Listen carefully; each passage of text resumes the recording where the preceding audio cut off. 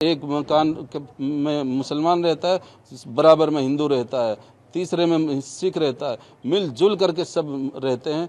ऐसे मुल्क में वो कभी भी कलमे के नाम पर हमें अलग नहीं कर सकते। हम दोबारा पुनः देश के प्रधानमंत्री मोदी जी से निवेदन करते हैं कि पाकिस्तान को ईंट का जवाब पत्थर से देने का काम करें। जम्मू कश्मीर के पहलगाम में हुए आतंकी हमले को लेकर देश भर में प्रदर्शन किया जा रहा है। इस बीच हरियाणा के अंबाला में मदरसा के बाहर मुसलमानों लोगों ने पाकिस्तान मुर्दाबाद का नारा लगाते हुए विरोध किया। सुनिए पीएम मोदी का सपोर्ट करते हुए वहां के लोगों ने क्या कहा।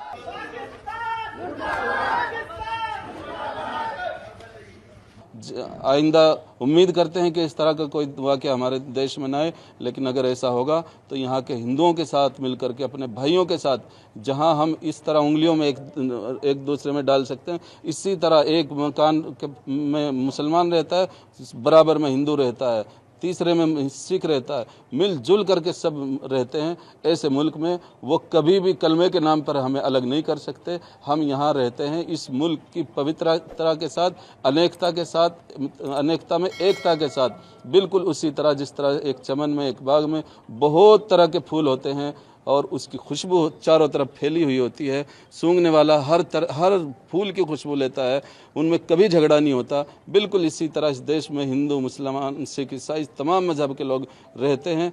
इस तरह की बुज़दिलाना हरकत करने वाले कभी भी हमारी एकता को बर्बाद नहीं कर सकते।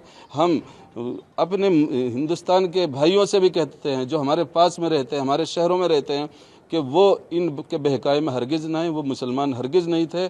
यहाँ पर किसी तरह का, इस तरह का कोई वाक़या पेश ना आए कि किसी अपने देशवासी के, चाहे वो मुसलमान हो चाहे हिंदू हो, किसी को भी उसका नुकसान न पहुँचे। नुकसान अगर कुछ होगा तो उनका होना चाहिए जो सरकार करेगी। इन्होंने जो इस्लाम को पढ़ा होता तो वह ऐसा काम ना करते।